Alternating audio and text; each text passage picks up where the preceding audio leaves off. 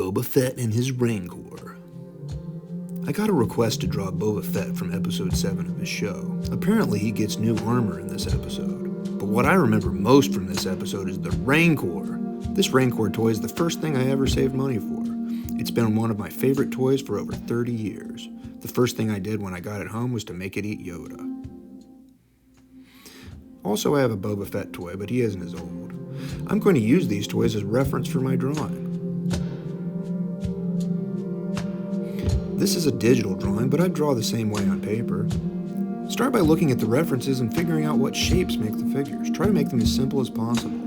Once you figure out what shapes it's made from, then you can put it in different poses. If you keep it simple, then you can draw quickly.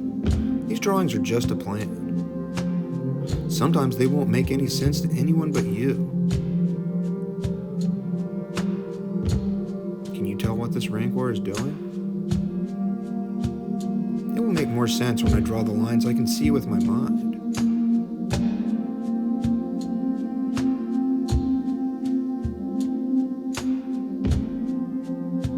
It's taking a nap.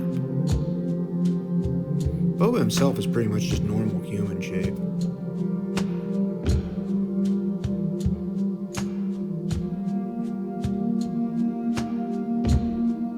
Now I need to plan out the composition for the drawing.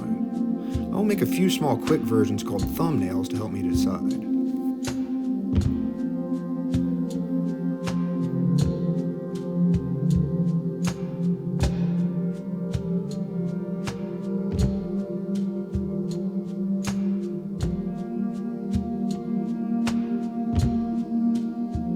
Now I will draw the pose from the winning thumbnail full size.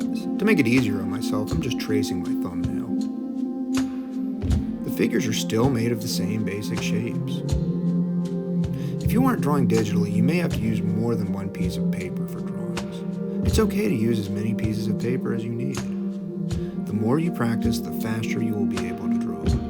This video is a time-lapse recording of my drawing, so it seems faster. This whole drawing took about an hour start to finish. Once I have the drawing planned out, it's time to finish it. It makes it so much easier to draw finished lines if you don't have to think about where to put them. The finished lines are all people see, so sometimes beginning artists get overwhelmed. It's easy to think that you have to make the lines perfect the first time you draw them. This can make drawing seem like an impossible challenge. But you wouldn't build a house by painting the walls first. You must first make a solid foundation and framework to hold the walls up before you can even think about painting. The same is true with drawing. It's just easier to start by making a plan and then add the finishing touches once that's complete.